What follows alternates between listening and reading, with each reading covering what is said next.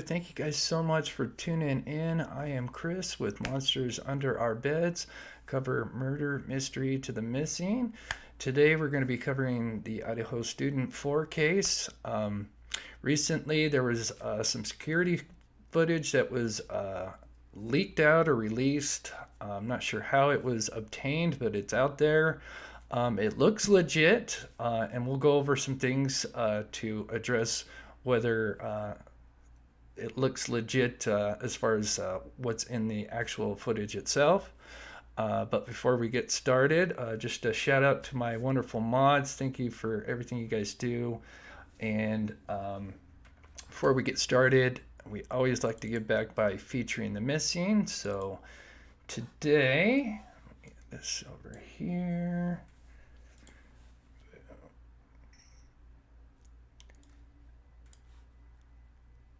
Okay, so today, oh, come on, work with me. There we go. We've got a special request, and make sure you guys can see it. We got James Yablonsky, 13 years old, from Reedsburg, Wisconsin.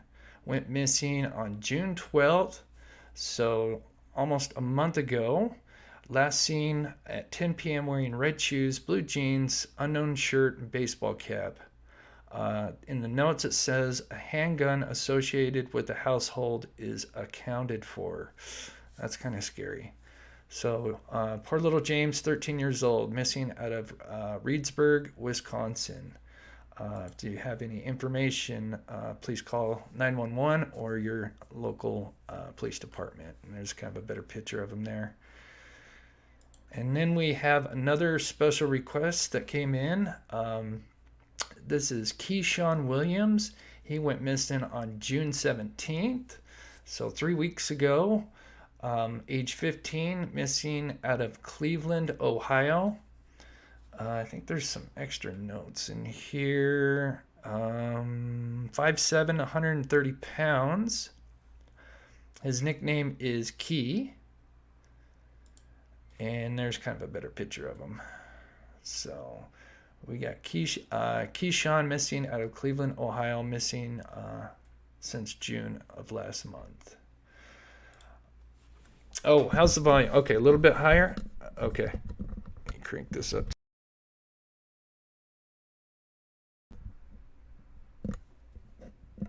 Okay, that should be, that's a little loud on my end. Okay, how's that?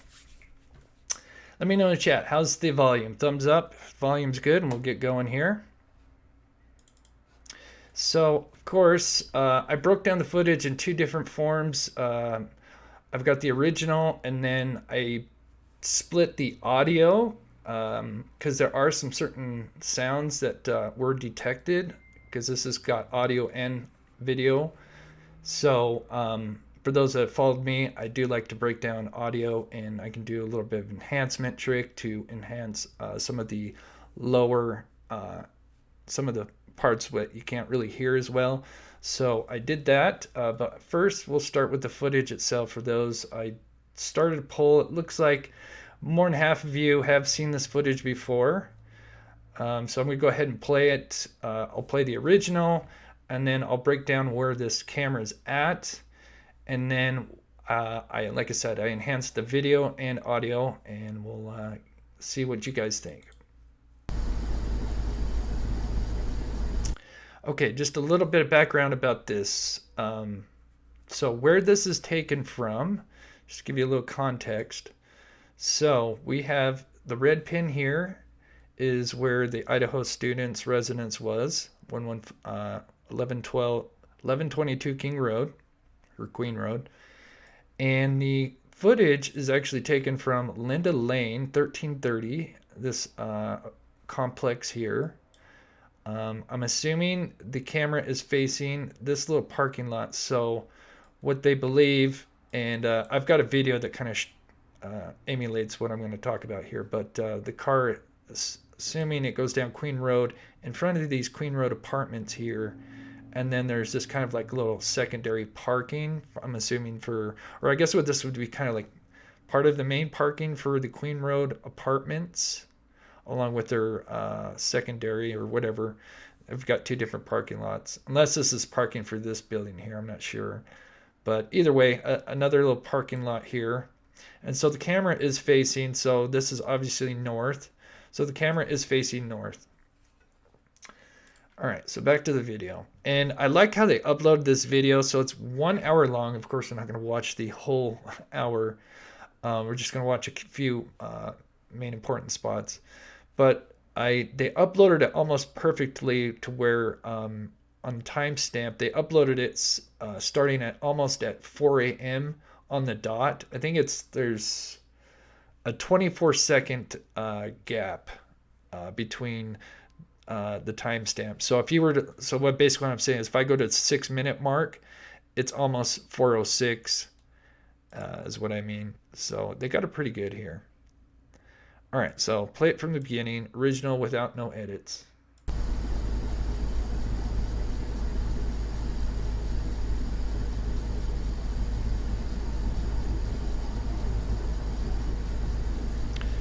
Okay, so I'm going to skip it forward here just a little bit.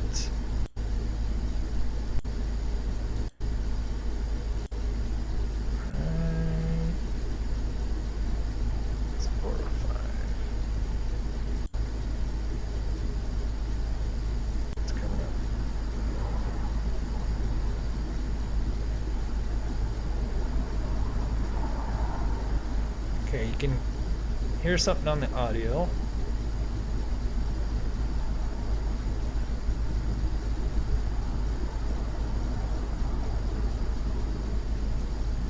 It's weird, it kind of sounds like a plane.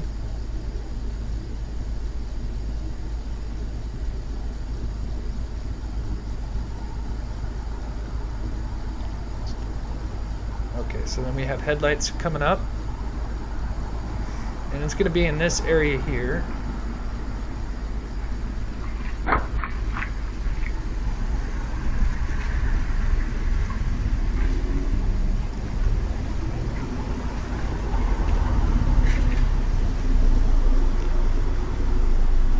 So now the car just kind of pulls in. Well, I'll play it and then I'll explain what it does.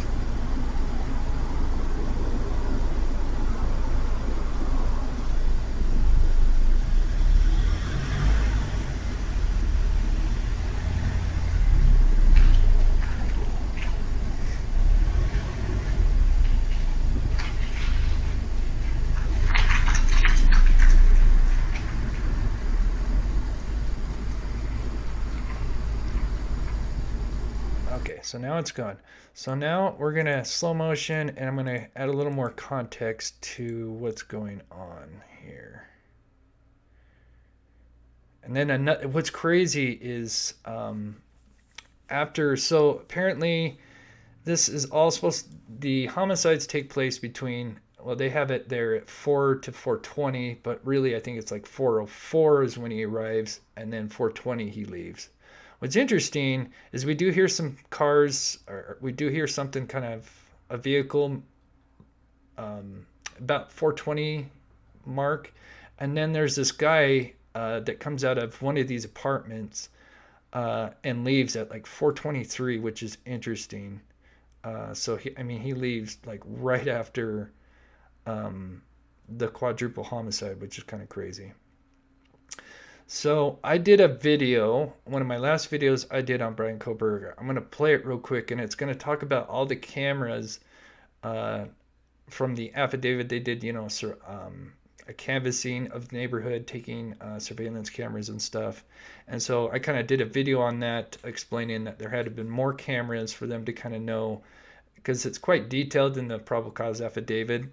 And so I'm going to play this video, and then we'll go back to the original footage we just watched, and I'll play the enhanced version, and then give you my ideas here. A college student living in Pullman, Washington, who studied in criminal arts and psychology, would be arrested and charged for the 4 student homicides. Later on, they would release a probable cause affidavit revealing how they linked Kohberger to the quadruple homicide and the supposed breadcrumbs he left behind. One of the things mentioned in the affidavit is actual footage taken from several security cameras in the nearby area. Not only did they retrieve footage from businesses, but they also did a video canvass of the neighborhood looking for any security cameras near the King Road residence. Not only did they recover footage, but according to the affidavit, they recovered footage from multiple residences. According to the affidavit, suspect vehicle 1 is seen driving past the King Road residence almost an hour before the quadruple homicide. They even know that the suspect drove up to 1122 King Road residence multiple times, one time turning around and driving back to Queen Road, going up Queen Road and making a 3-point turn, and then coming back. So this would mean at the very least they have 2 cameras with 2 different perspectives to cover that much ground. Also note that in the affidavit they mix up King and Queen Street. But not to make it confusing, I will refer to it as it is in the affidavit. So where are these cameras located, and what kind of quality can we expect to see? Well, on this channel, we have covered this case and talked about one of the security cameras before, and that is this light bulb security camera placed outside this home facing west. This home is pretty much the closest and just directly northwest of the King Road residence. But there's a problem. The camera is pointing basically west, away from the former student's residence. But this camera is motion sensitive with 360 capability. It would have made sense for it to capture the suspect driving up to the intersection of Queen and King, and possibly even been able to capture the suspect's vehicle going up the side street where the suspect made a 3-point turn. So for those that have seen this video, I'm not playing the entire thing. This is just kind of a great build up for a part 2 that I'm going to do, because after I released this video, I got an email from somebody that's followed me for quite a while, and they shared some very interesting information with me, which I'll share with you here in just a minute. But for those, I'm sure most of you that are here know this case. For those very few that don't know this case, before he eventually parks and goes into the Idaho Students' home, he does canvass this neighborhood, or what, I don't know if it's canvassing, but he drives up and down the streets a couple times, and they're caught on camera as per the affidavit says. And that starts at about 3:29, and he's kind of driving up around the neighborhood, and he actually pulls into this part of the section a couple of times, and then eventually at 4:04 would be the final time he enters and finally parks, and then would go on to commit the quadruple homicide. But this video points out that since obviously this camera is facing west, and they know that he did some other things past this house that it's got this the red square around it, clearly they'd have to have more cameras. And so like I said, after I did this video, some people reached out to me, and so I kind of have an idea of where some of the other cameras are at. But it certainly wouldn't have been able to see what the suspect's car did after the car passes the home going east in front of the former student's home, which means there's more than one camera footage that was seized nearby. But before we talk about the next one, I wanted to mention some interesting things about this home. When this all started, many sleuths took to Google Maps to see the location and area, which originally Google did drive down this residence, and you could view the King Road residence. These pictures were taken from the year prior, but shortly after the homicides, they ended up blurring the King Road residence, but you could still go up and down the street on Google.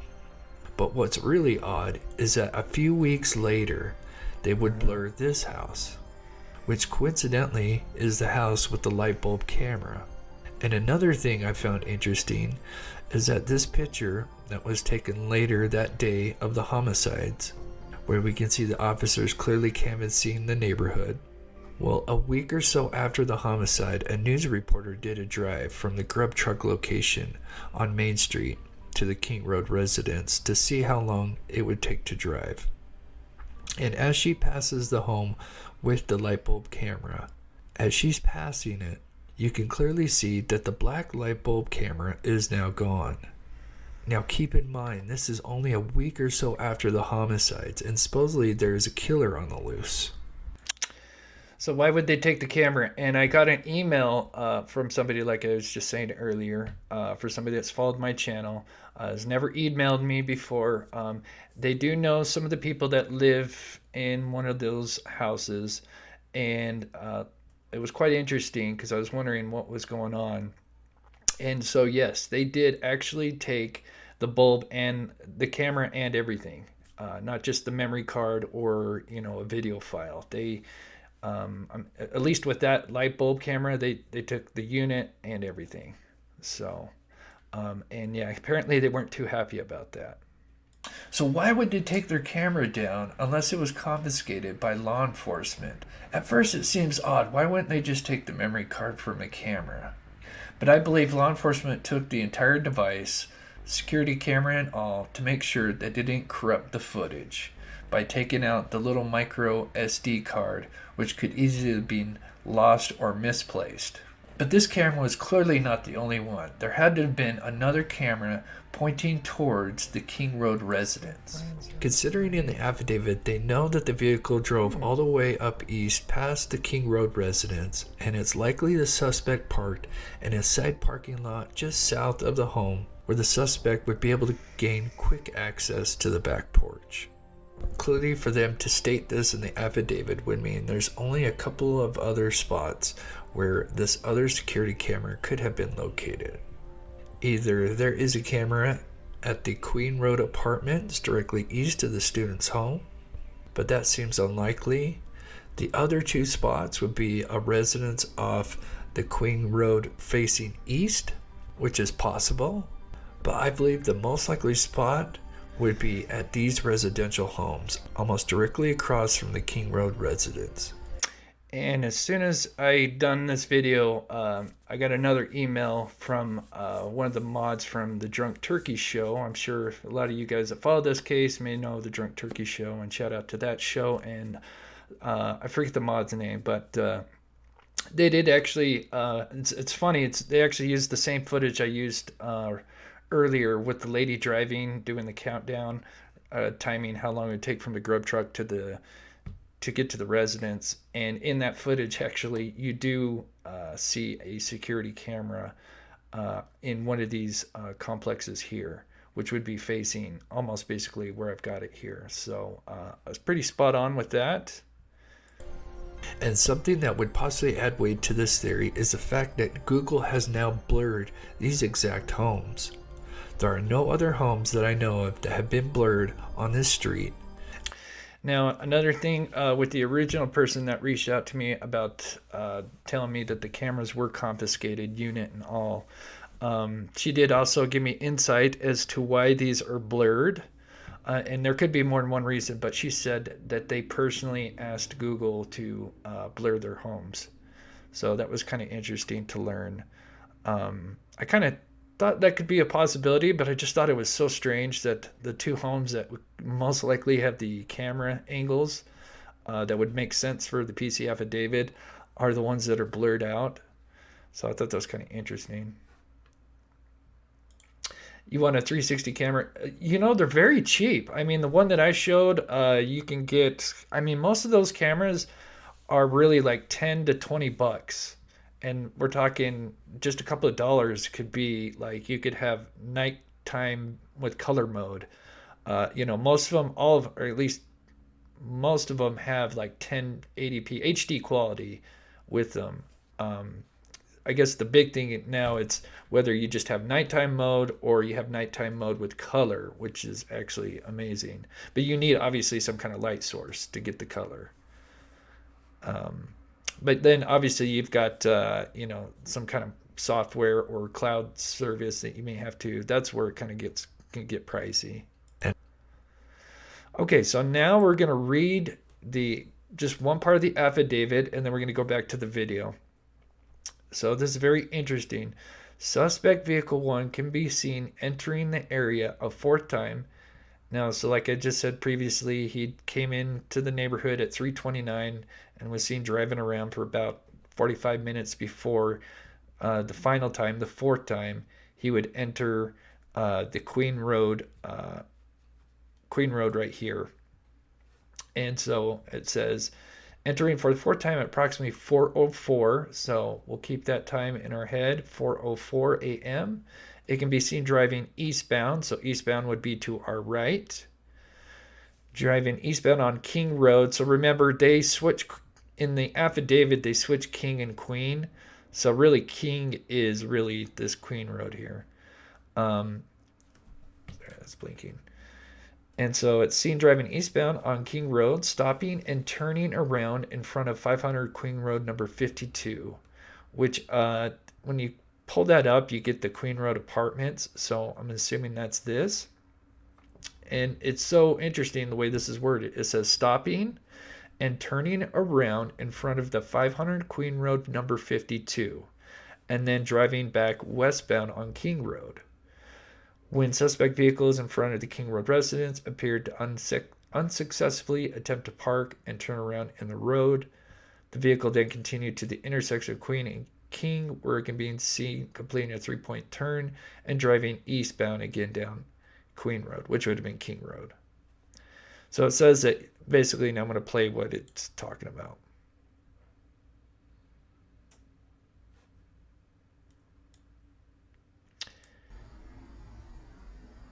Oh, did I go? That would. Oh, hold on, give me 1 second. This is what I wanted to show. Okay, this is what it's talking about.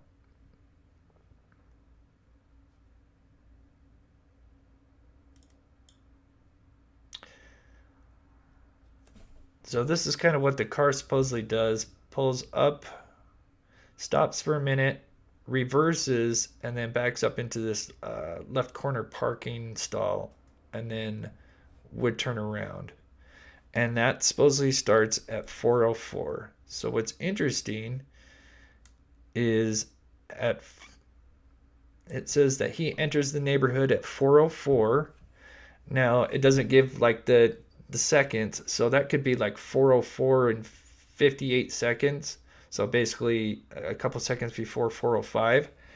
And so what's interesting is at 4:05 in 30 seconds we see this vehicle. So the timing of it would add up with the affidavit of a car pulling in to the neighborhood, going past the Idaho Students residence, and past the Queen Road apartments, and then stopping and turning around. And that's kind of what this car does here. And so this is a slow motion of it.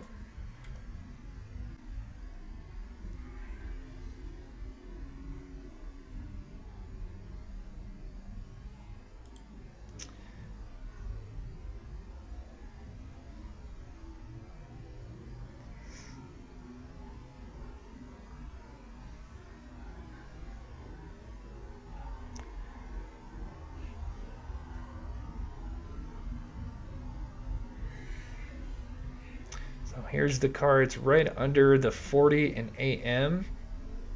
And I run a couple of different filters on it. And this is kind of what a 2015 Hyundai Elantra would look like, his model.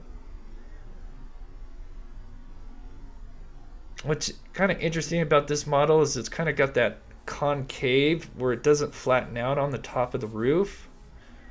And it does appear to be kind of that similar shape. I've seen, let me know in the chat, I've seen someone mention that they've seen a sunroof on this, and I've looked and looked, and I can't see a sunroof.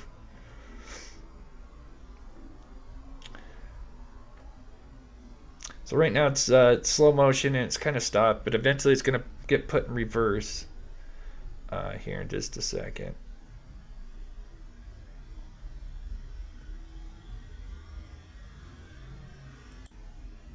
And so here it is, just kind of slowly reversing, and it's going to kind of turn back into this like left-hand stall right here. I zoom in a little bit. There's kind of like a little stall here. So it's just kind of situated here. and then it's going to drive forward here.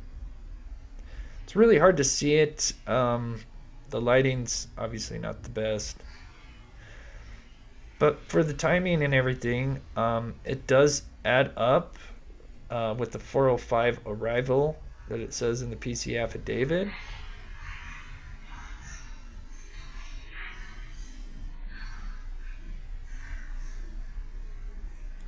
Oh, thank you so much. Like I said, we're going to break down the audio as well. I just wanted to kind of show this. I've got some different filters I'm going to play through, so I'm going to skip this. Okay, I think you can kind of see it better with this Sepatone. I like Sepatone with dark. It really kind of highlights some things. And literally just like 15 minutes before the show, I took some screenshots of this, and I saw something I hadn't seen before, and I'll show you guys here in just a minute, and then I'll get to chat here in just a second. So here it is. We're in a kind of a Sepatone color.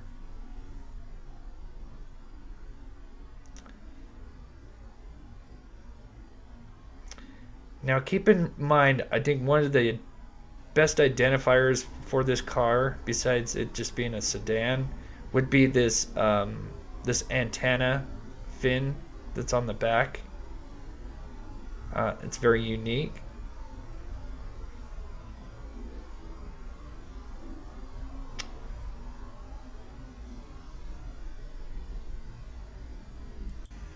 And so now the car is going to start to back up here. And you can see something right.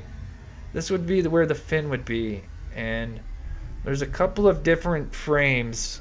I wish I had a little bit more time since I noticed this. But there's a couple of frames where, to me, it looks like you can see the antenna fin.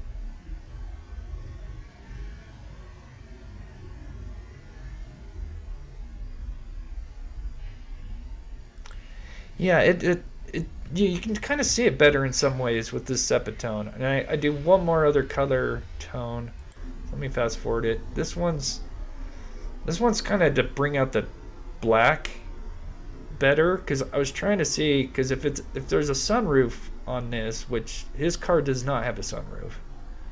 So I'm gonna say if there's a sunroof that I could see, enhancing the blacks would allow me to see that. But see this white little thing right here? This is where that fin would be, and it, to me, I think that's the fin of the car. But that's just my speculation, and I'll show you guys some things on it here in a second.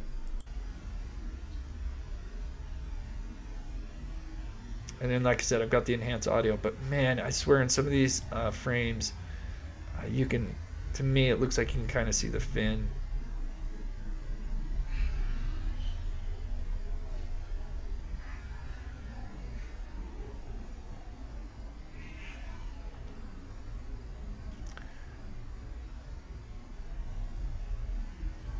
Okay, so let me show you guys. Let's see, where is it? There it is. Okay, so we've got the original color here. So we'll focus on the left side first. Close that, and then we'll focus on the right. So we've got the regular color here. You know, yeah, it's hard to really make out a lot, especially I apologize for those that are on the phone.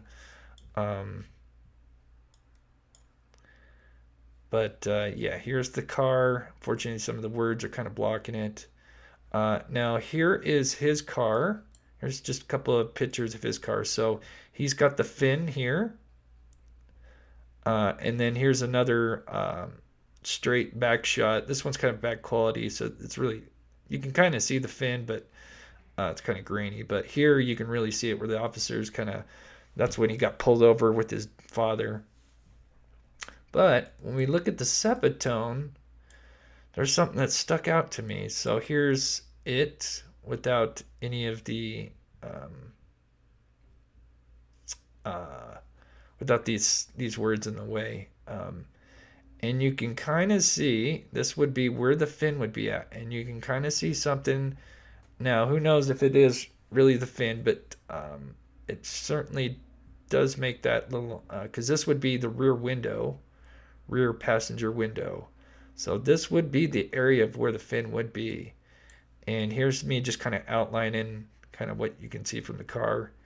And to me, and like I said, there's a couple of different frames, but this is one of them where you can see some kind of like triangle thing. Because here you've got the side passenger, rear passenger window, and then you've got what looks to be possibly the fin that is this guy right here. So not 100%, but let me know what you think in the chat. This is not the best quality, but it's something. The timing adds up as far as just the video itself, and I forgot to talk about that. And then we'll jump over to the audio here in a little bit. But I'm going to get to chat for a second. So I'm going to play this while I check out the chat for a minute. But keep in mind, 4:04, the car arrives. Oh, one more thing before I check chat. So one of the things I can tell that would give me an idea that this would be the real deal is the snow itself. If you remember, there wasn't much snow. The only snow that was there around those days and for the next following days was just snow that was either kind of where the sun wouldn't hit it, just small patches of snow, which we actually see here. We can kind of see little patches of snow because remember, it wouldn't snow for like almost a week after the homicides because there was a lot of misreporting. Like Nancy Grace reported, well, how could the Hyundai Elantra get through up that hill with all that snow? But there was no snow that day. Just small patches of it. So, and this does seem to add up to, so as you can see in the bottom right, actually I'm blocking it. Not only with the timestamp, but you got LL1, which is low level 1, I'm assuming is what low level, because there is 2 levels to this, I'm assuming apartment, townhome, something like that. And 1330, which is the address for Linda Lane. And just to give you an idea, now we can't go, Google man didn't drive all the way up there. But basically what we're looking at is, so there's some parking that are under these areas right here. So the camera, matter of fact, you can see something. This might be the camera right here. I can't zoom in anymore. Actually, I could take a screenshot. What's that got here? That does actually look like the camera. That might be the camera.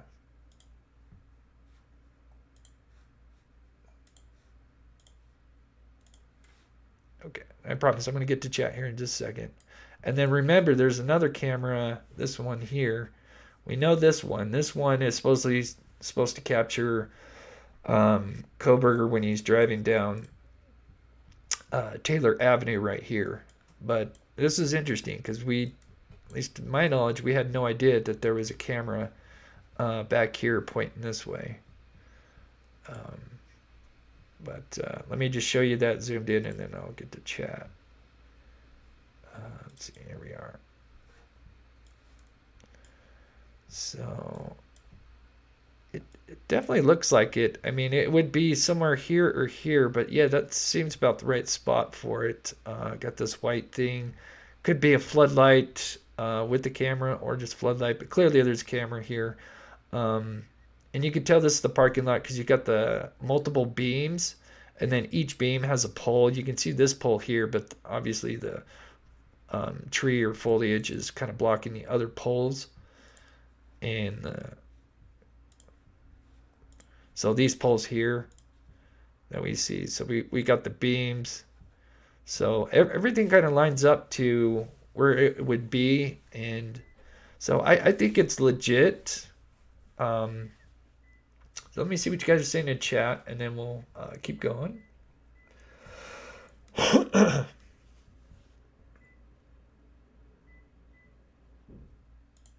Thanks, Wild Mustang. Good work. And like I said, I'm sure I'm not the only one to break this video down. It's been kind of focused on Richard Allen's case, but I've been dying to check this out. Excellent. Well, thank you so much, Pamela. Just trying to. Bungee cord. What is if he had dropped someone off and was waiting on them to return after it went down? It would explain his why he parked up and away. It's totally possible. Um, and I know that there's you know there's some people that think he's innocent, some people that think he's guilty. I totally respect everybody's opinions and sides. We're all adults here, so I appreciate everybody being respectful in the comments. Um, I personally think he's, obviously he's innocent until proven guilty. With the camera footage, that's the big thing for me. If they have the camera footage that they say they do, it's going to be tough. And I think we're going to find out a lot more than we could ever imagine.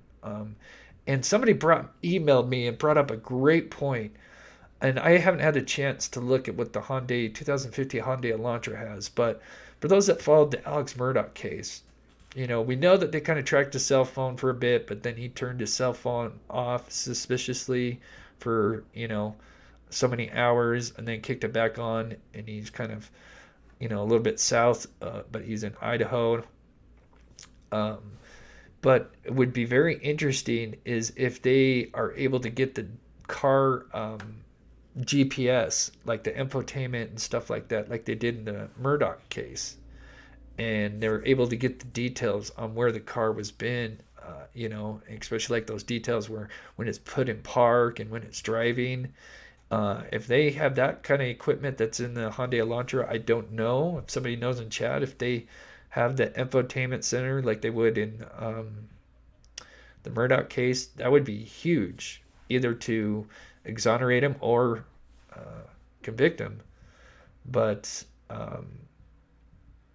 yeah, that's something I want to do some research on, is see if that car would have that potential equipment in it.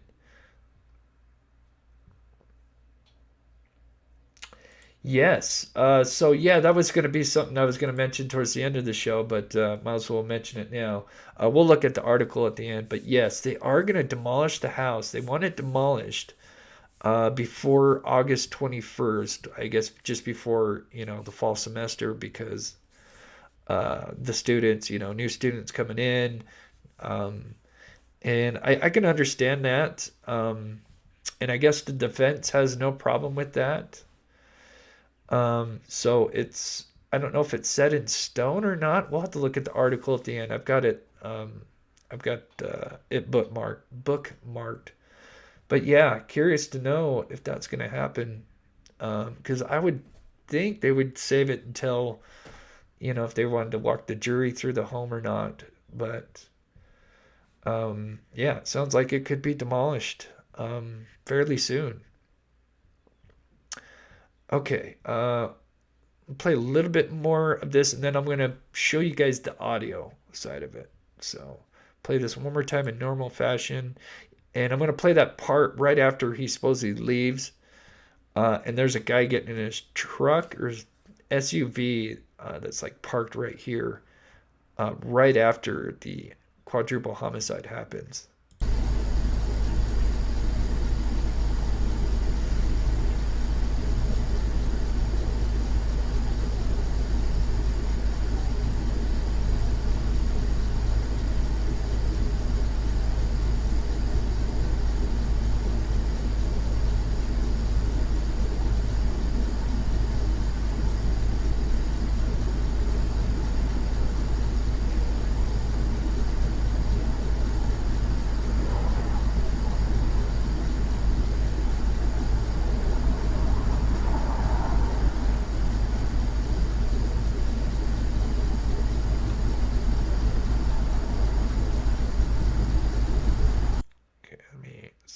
A little sooner.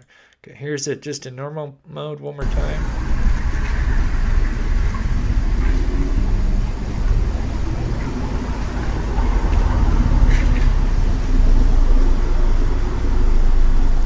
And even though it's black and white, I mean, it looks like a light colored car.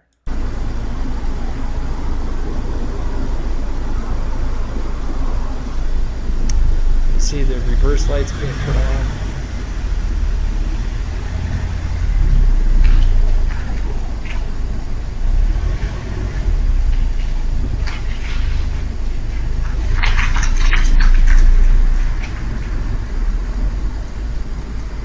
it is kind of eerie to think about if this is true, whether you think it's Brian or not, if this is the suspect, and knowing that right after this guy is going to go, or guys, or whoever, if you think there's more, is literally this is a minute away from terrible things going to happen. It's just so wild to think that something terrible is going to go down just right after this. Which is interesting because it adds a little bit more. I thought he would have gotten into the house a little bit earlier.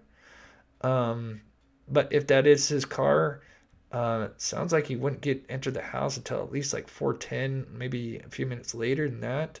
I mean, it doesn't take long for.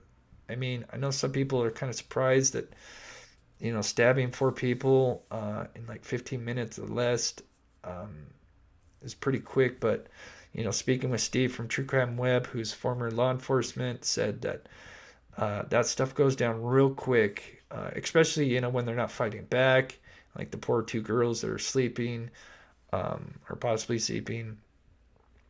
And so yeah, sadly something like that, when they're not really fighting back, it's gonna probably be over pretty quick, which is really scary.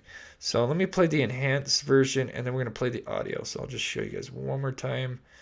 And here's where the known cameras that at least for the residents that we know of.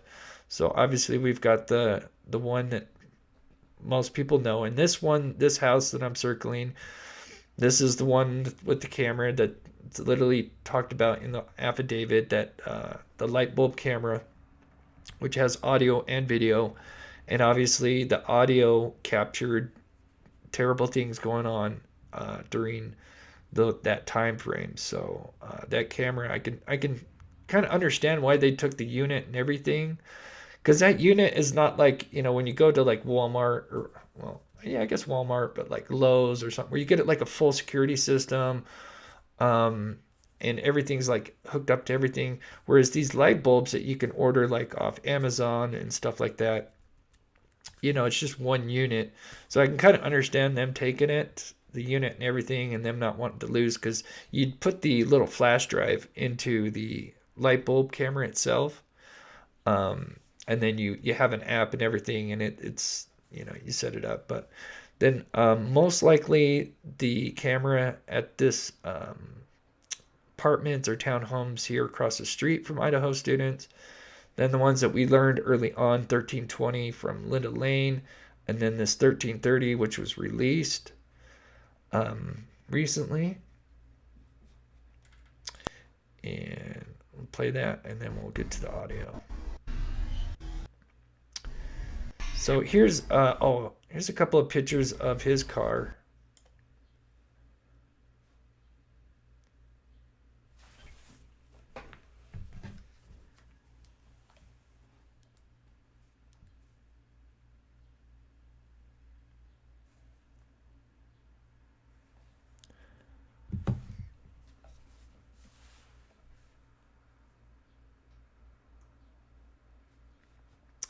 All right, and one more time with the enhanced footage, and we'll switch over to audio.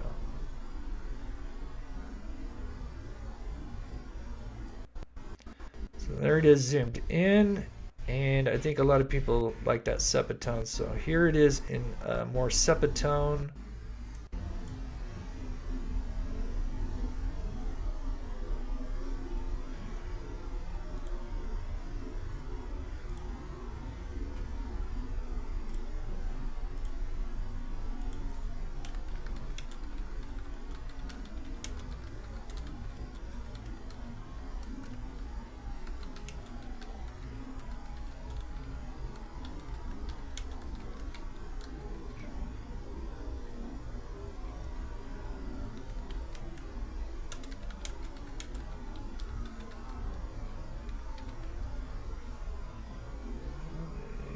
Spell that right.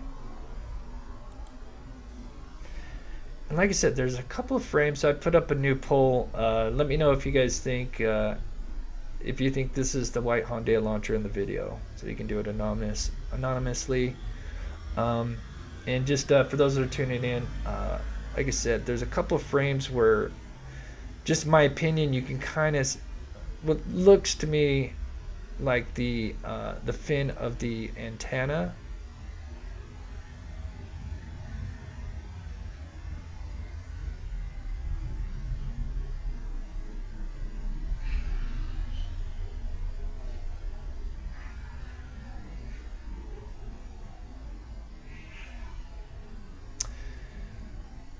And now it's going to back up, and then it's going to pull forward. But the timeline matches up. Let me see what you guys are saying. Oh, so far out of the gate, almost 100 votes. Wow. Yeah, okay, interesting. 85% think it is the white Hyundai Elantra. Interesting.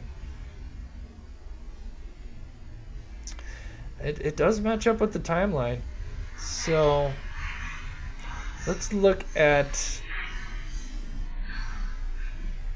Okay. I'm gonna play the one little video.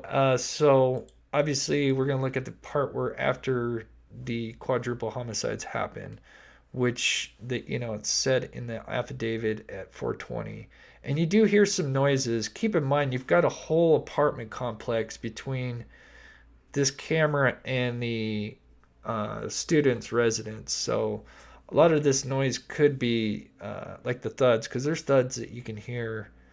So it's tough to say what is the source, but keep in mind they believe that 4:20 is when it's finished and he's leaving, and you do kind of hear a car peel out, and you can hear it better in the enhanced audio that I'll play.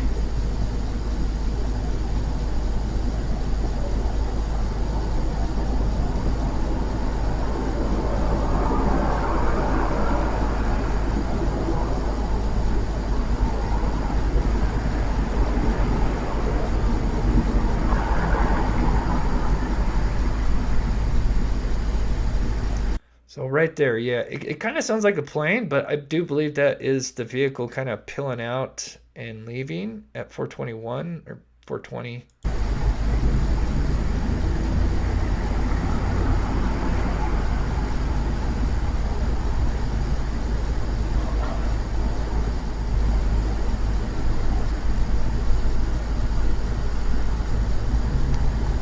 And then what's wild is, so if that's true, if this guy, whatever, just left after 4:20 or 4:21, this guy comes out of one of these buildings. I don't know if it's the Queen Road apartment or this complex here, but he's got like an SUV or truck right here. You can kind of see his shadow come out for a second. It's really tough to see, but he literally leaves just a minute, 2 minutes after this terrible tragedy happens. And let's see, he's kind of right here.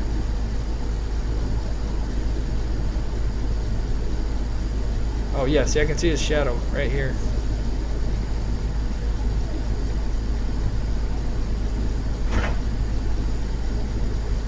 He's getting his vehicle.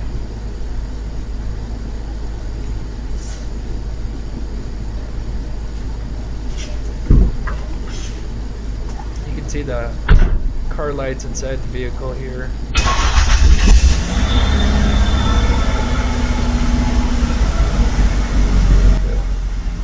Definitely sounds like an SUV truck. You can see the body of it.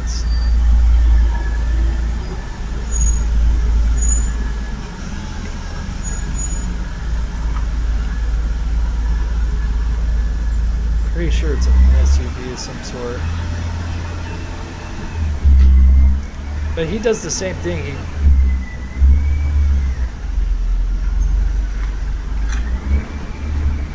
He backs up right into that little side compartment there. Nope, go away. So kind of wild, especially if that guy has nothing to do with it, which I don't think so. I don't know for sure, but just some bystander that just comes out just a minute or two after this terrible tragedy goes down. And imagine, who knows what he's doing, if going to work or what, or man, just crazy. Okay, so let me pull up the audio and just play a couple of things Oh, I do have it up. Do I have two of them up? Oh, I know what I did. There we go. All right, give me 1 second. Okay, here we go.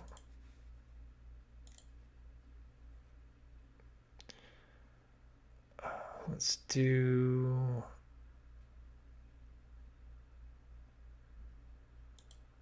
I think it's this one. Okay, so what I did, basically, I didn't do it for the entire video. I mean, our main focus is really just kind of around the time of the incident and just a little bit after, which is when he's leaving.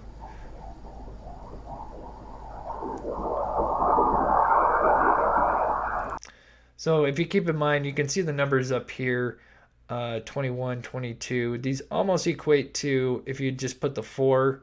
So the hour would be 4:21. Like I said, there's a little bit of, I think there's like a 30-second delay on it. But this is about 4:21.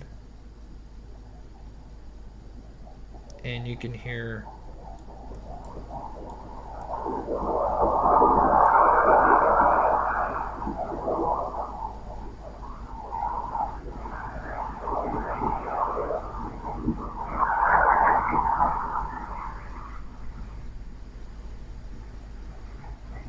And that's ran through a noise reduction. Let me play the other one. I think the other one's better.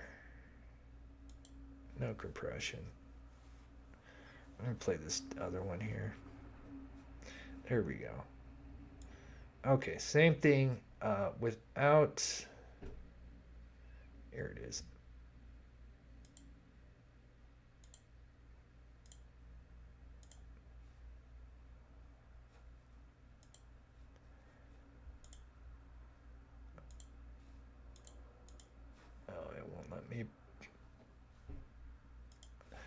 Okay, that's weird. I gotta back. Oh, I have 2 going. That's why.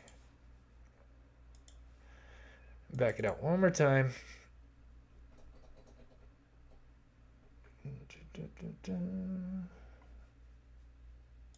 All right. No compression.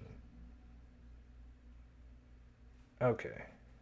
All right, now it'll let me play.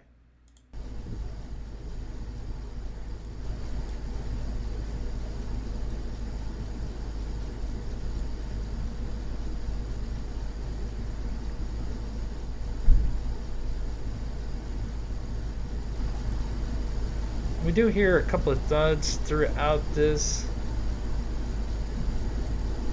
but this is the time when he would be leaving.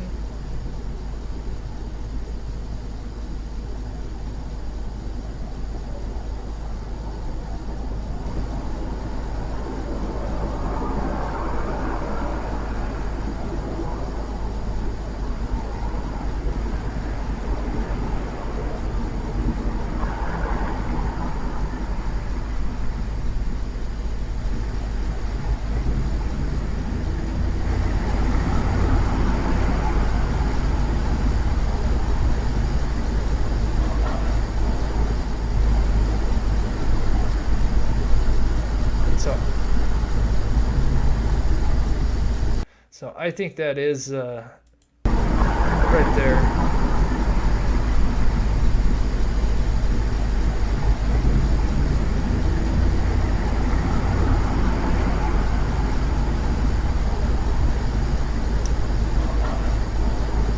And that does sound kind of like a car pulling away there.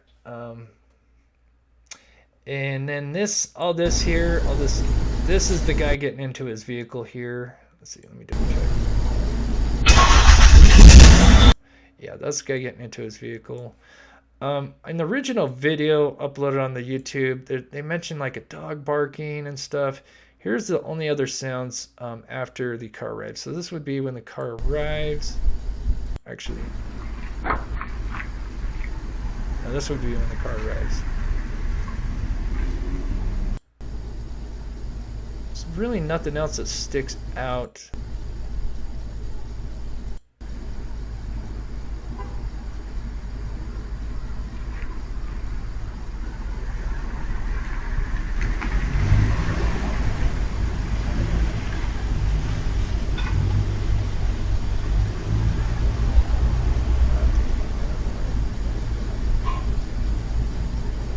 And that's at 5:08.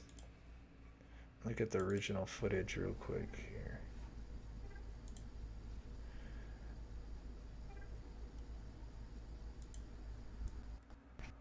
.408, I mean.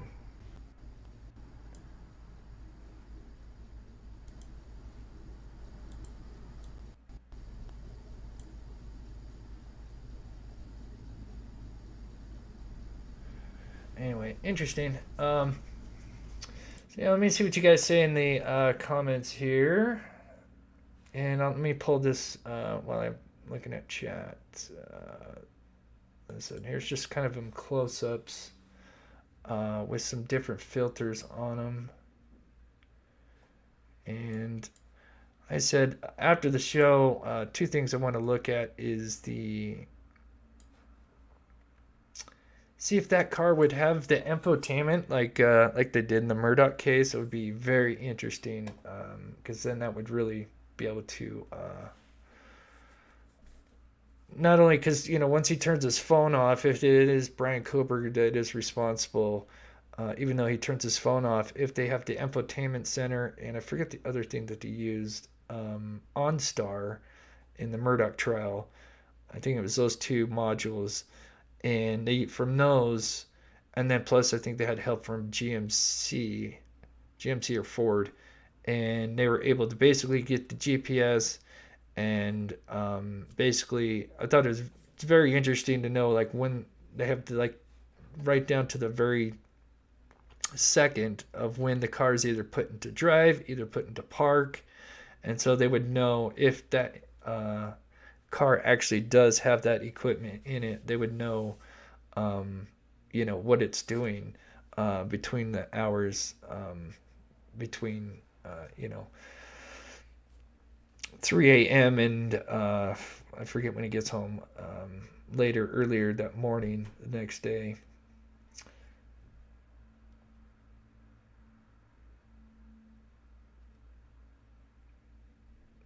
I've never heard where DM was that. Yeah, it's always been kind of a mystery as far as the two others. And yeah,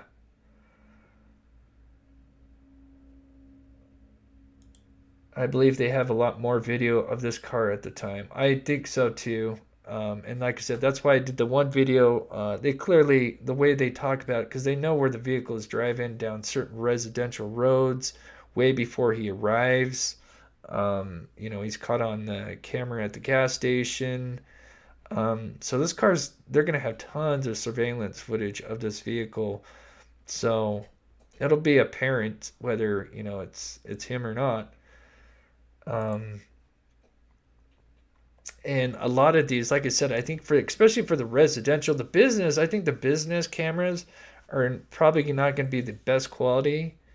But some of these cameras, at these residentials, like that camera that they took from the home next to the Idaho Students, clearly that light bulb camera, in the video that I did, it talks about the specs, the 1080p, it's got nighttime vision mode. Most of these cameras you get, at the very least, have 1080p. And it really now just comes down to the night vision in different, versions of that. And it also depends on the lighting as well. Because you can't have colored night mode, but you need some kind of color sort or some kind of at least lighting to really, you know, help with add the colors to the video. Yes, exactly. The compression in the audio. Yeah. Thank you, Amy. Yep. Um, yeah, because I'm like, yeah, this kind of sounds like an airplane, but that's probably the timing is when those cars are driving around. So it's probably what that is. But yeah, it does. And thank you for sharing that.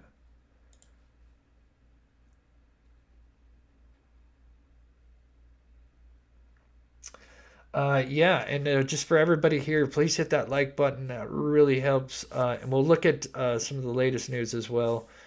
Um, and just a quick shout out to who was it here?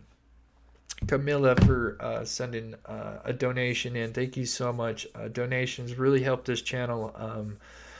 I can't do it without your guys' support. So thank you so much for those that take the time to donate. And for those that are members, I just released a new members video. It's a bloopers video. It's been a huge hit.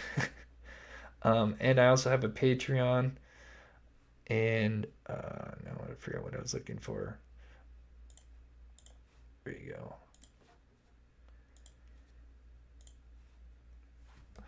So this one, let's see. Okay, no, I'm gonna pull up the other one. We'll look at this one. These are just kind of the latest. Is it this one? Yeah, it's this one. So this is the latest news come out today. So the University of Idaho plans to raise the off-campus house where 4 of its students were homicide is raising objections from families of the victims who want the house to remain standing with the pending trial of the accused killer Bryan Kohberger. The university asked for the family's opinions on the demolition and then proceeded to ignore those options and pursue their own self-interest. Interesting. Says the Shannon Gray for attorney for Kaylee Gonsalves. One of the victims told Idaho Statements in an email the home itself has enormous evidentiary value, agreed, as well as being the largest and one of the most important pieces of evidence in the case. I agree there. The owner of the property donated the home to the University of Idaho following the homicides, with the school announcing its demolition plans earlier this year. A memorial garden is planned to be constructed somewhere on campus with its exact location not a memorial garden, that's cool, is planned to be constructed somewhere on campus with its exact location not yet made public. That's cool. The owner of the King Street house offered to give the house to the university, which we accepted. Keep going on. A concrete date for planned demolition has yet to be announced. However, work crews were photographed entering and exiting the King Road home last Tuesday. Here we go. The University of Idaho is choosing to demolish the home on King Road despite the wishes of the victims' families. Wow. The university asked for the families' opinions and proceeded to ignore them. By waiting to demo the King Road home until after the trial would honor the families' wishes. I mean, that would make the most sense. Especially, it's just around the corner, unless it gets pushed back, which that could happen. The home itself has enormous evidential value. Okay, we just read that. It's kind of repeating itself. University spokesperson Chiodi told the Statesman via email the school wants to remove the house from the property by August 21st, which we kind of talked about because that's when school fall semester comes along. I mean, I understand both sides to it, but if it's, it's the victim's family, I think they would have, you would want to listen to them. They're the ones that's suffering from this tragedy. And gosh, you'd never want to have them go through like a trial and something happened in the trial. And let's say the house is demolished. And what if there was just some kind of, it's one of those trials where it's real close. The jury's kind of like 50-50. And then they, if the house was demolished and they never got to take a tour of the house, could that, that could haunt them for the rest of their lives. So, in my opinion, I think they should just wait till the trial's over and then demolish it, make a memorial like they said. I think that's the best way to go on that. I think smartest route. Let me know in the chat what you guys think. But, I mean, especially, his court is set for October. Now, I would not be surprised if it gets pushed back, but yeah, slated for October 2nd.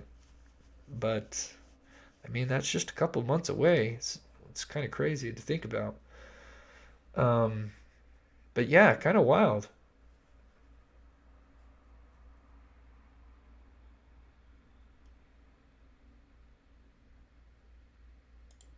Bushy eyebrows, that's the evidence. A lot of people, not a lot of people, but there's a lot of talk, I should say, about the DNA, with the sheath and everything. That's not what I'm interested in. I mean, I'm interested in it, but my thing, and I think that's going to really stick out for as far as being the jury, is the video evidence. Video evidence doesn't lie. That's why I wanted to do, cover this, thing today, with the video of Brian, or the video of this vehicle here. Let me turn down the volume, because this could be a huge. To me, I think this will be huge, especially if the quality of the video evidence is decent, and you can really make out the vehicle and the car, and maybe the occupant or occupants, depending on where you stand on all this. I think it's going to be huge. And going right back to the Murdaugh case, the thing that really sealed Alex Murdaugh was that little clip that his son filmed, you know, and yeah. So DoorDash driver saw occupants at 4 a.m. So I don't think the DoorDash drivers ever came out. Let me know in the chat. I don't think they've ever really. I'm assuming maybe a witness. I would think would be, because I mean they arrived there just before. Um, but yeah, there's never really been much anything really to come out that I know of. But I haven't been following this case as much as I have, but I've been busy on the Richard Allen case. A real clear video is needed. These blurry ones won't cut it. Agreed. Totally agree. Now, they could enhance it. Now, obviously, my abilities are just amateur enhancements. I'm sure there's a lot of people out there that could definitely do it much better than I. But that's why I say these cameras, that these residential homes, like this one that we're talking about, that camera could have some great quality. And plus, that camera picked up like the audio of sadly, the homicide as well. Okay, why can't I find these? I see them, but I can't see them. All right, 1 second, guys. Thank you so much, Henry Dog, for the $10 super sticker. You are so awesome. Thank you so much. That really helps me out so much. Please show some love to Henry Dog. Jennifer, thank you so much for the 1999 super sticker. You are so awesome. Please show Jennifer some love in the chat. Sweet Dreams, thank you so much for the $3. Yeah, for members, if you haven't noticed yet, I've changed the logos, so you gotta have a number next to your name. That shows you how long you've been a member, how many months. And Mrs. Lori, thank you for everything you do. You do for every case. You bring it to us. Prayers for you and your family. Thank you so much, Miss Lori Smith, for the $4.99. You are so awesome. And yeah, like I said, new members video I put out. It's been a big hit. I did a bloopers video. Everybody's been requesting it. I think it turned out pretty good. Okay, did I get them all? C. Bents, thank you so much for the $4.99.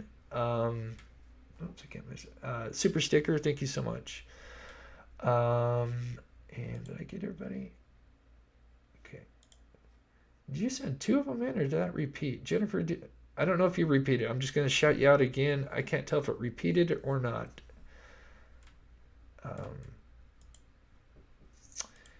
And we appreciate that. Thank you so much, Henry Dog, for being a member for 6 months. Okay, I think I got everybody's. So, but yeah, for those that might have missed the first part, I just recap everything real quick. So I did a video that's kind of playing right now talking about the cameras.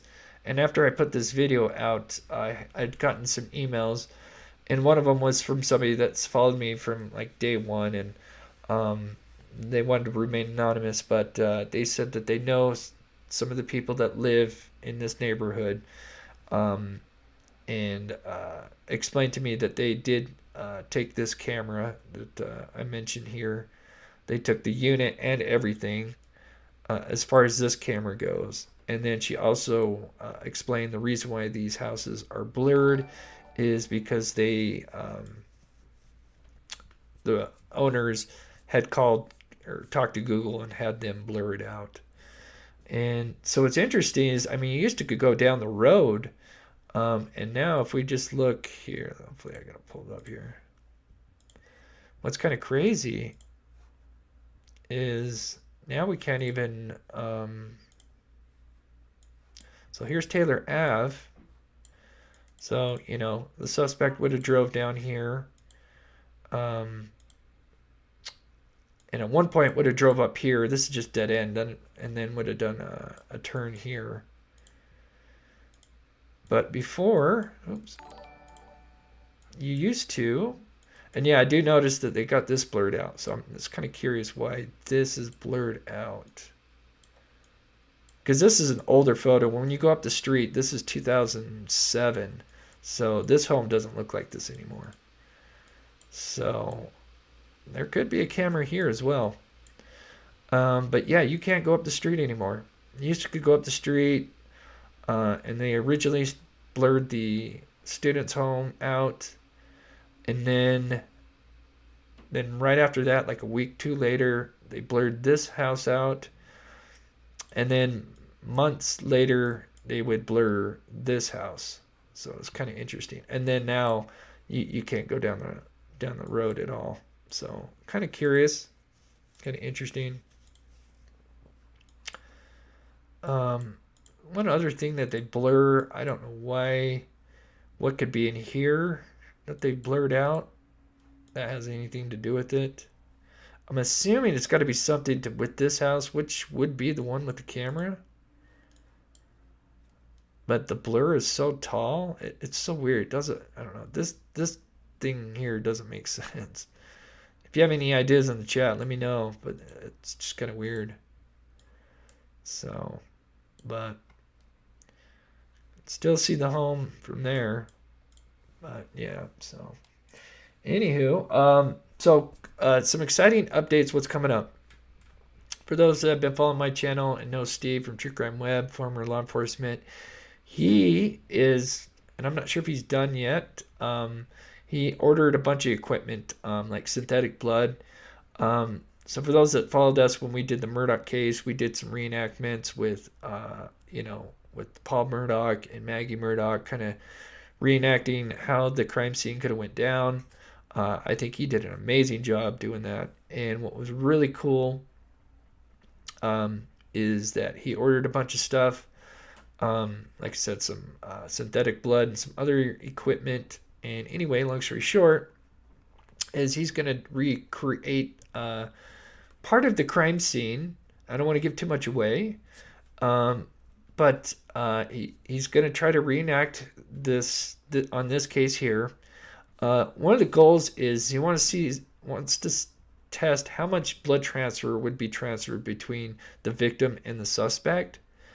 And not only that, but then he's going to park his car, he's going to reenact it, one scene or whatever, one victim. And then what he's going to do is he's going to walk to his vehicle and then get in the vehicle and then see how much blood has dried or what gets transferred to where on inside the car.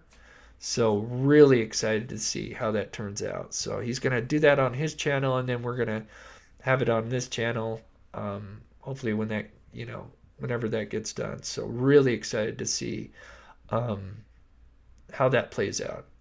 Kind of give us an idea of what kind of blood transfer you would have to the car itself.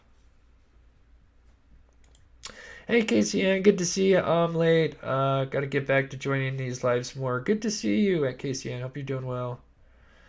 Did you run over Maggie with a golf cart to see bruises or just track marks were left? What we figured out, not to get sidetracked, with Maggie, we think she just backed up into the tire. So when Alex probably had the gun on her and she finally realized what was going on, and maybe trying to escape. Because those tires are really big and tall, especially on the Polaris. And we think what she did is because that Polaris probably had been driven recently and had mud on it. And so she backed up onto the tire itself and got like a little tire impression.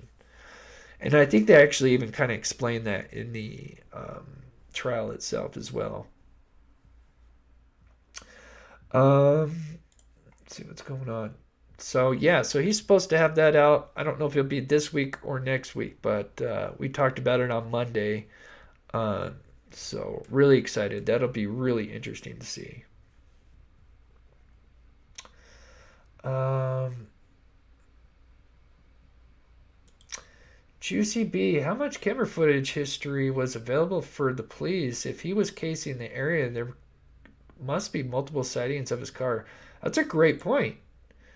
Yeah, if he was canvassing, yeah, because we really don't know. I mean, there's speculations as far as what connections, and I'm sure we'll find out eventually. And I won't be surprised if he's been in that house before. That would just not shock me at all. I would be surprised if he had never been in that house. I think he's shown up at one of those parties, and I don't know, just for somebody to come in like that confident to do that, it's crazy. Can you can you got back to the 1 a.m. audio? 1 a.m. audio. Not sure what you mean, Connie. 4 a.m. audio? The 1 minute audio? Let me know before we finish up, maybe if I can.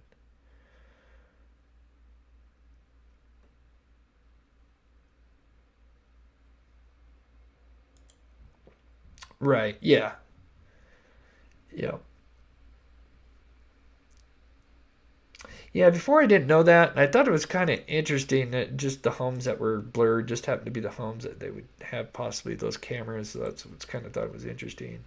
Haley, love you and Steve. Thank you for all the hard work you guys put in. Thank you so much. Yeah, yeah, really excited to see what Steve comes up with. Um,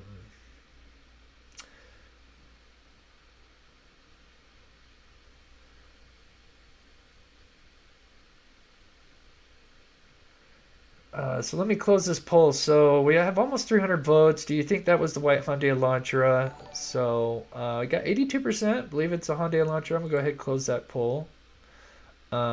Interesting. More than I thought.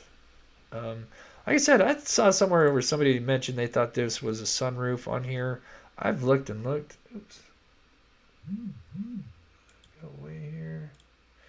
But I don't the, where the camera's set up and where the car's at. I just don't see how you'd be able to see the sunroof. The only point you would maybe be able to see it was when it's kind of backing up. But I've looked, I couldn't see anything. But one thing I'm going to do, and if I come up with anything that's a little more concrete, because I know that it's not much. It's pretty hard to see, but if I can mess with the colors a little bit more, I'm wondering if I can get that fin to show up. And if that fin shows up, that would be a very unique characteristic for this particular car. So that's something I'm going to do after the show because that's about the only thing. I mean, it looks like it could be a white car. Definitely has the body type. A sedan that's got the kind of concave. It doesn't really flatten out at the top. So there's definitely a lot of similarities, and the timing is just, I mean, almost spot on when you're kind of thinking about where it sits with what the probable cause affidavit. Just to recap one more time, it says suspect vehicle 1 enters the final time at 4:04 a.m. Can be seen driving eastbound on King Road, which is really Queen Road, stopping and turning around in front of 500 Queen Road number 52. And so if you think at 4:04 a.m., oops, I have to pull that back up. And let's say it's 4:04 and 50 seconds, and here's a car showing up at 4:05 and 30 seconds. So about 30 seconds for it to drive from beginning of the Queen Road at the King Road intersection to all the way to this little side parking lot, it lines up. The timeline lines up. So very, very interesting. So let me close out with, so what other thing I was going to say? I forget. Make sure I didn't miss anything. Amy, thank you so much for the $4.99 super sticker. I think I got that one. And I got that one. Perfect. I think I got them all. Thank you guys so much, just to everybody. And I just accidentally closed the chat here. Anyway, I still need a few more pets sent in. At the beginning of each month, I always do an outro, pet outro for my viewers. I could still use a few more pictures. So if you watch the show, you can email me, send me a picture of your pet with the name, and we'll get it worked into the next outro. And we'll be back here live Friday. Not sure what I'm going to cover yet, depending on if Steve has his thing ready or not. That may be next week. And then with the Subtitan, Carolyn, she did a recent video on the Subtitan. If you haven't seen that, go check that out. That's Carolyn from Unearthed Secrets. She's in the chat. She's our scientist. I think she did an amazing video on that. And I may do one final video on that. I wanted to do kind of like the history of the Subtitan. So that may be the video I'll have out hopefully tomorrow. And with that, I think we're going to close it out. Just one more time, shout out to my wonderful mods. Thank you guys so much. You guys work so hard. Sure I didn't miss anything. Good. All right. And just one last time, like I said, if you want to be a member, another way to support this channel is becoming a member of Patreon, and it really helps us as we work cold cases and help find the missing. We have some trips coming up. Steve's going out. Hopefully I can make it. And that's going to be in the Evansdale case. So that's coming up as well. So, all right, guys. Thank you guys so much for tuning in. Have a wonderful night, and we will see you guys Friday.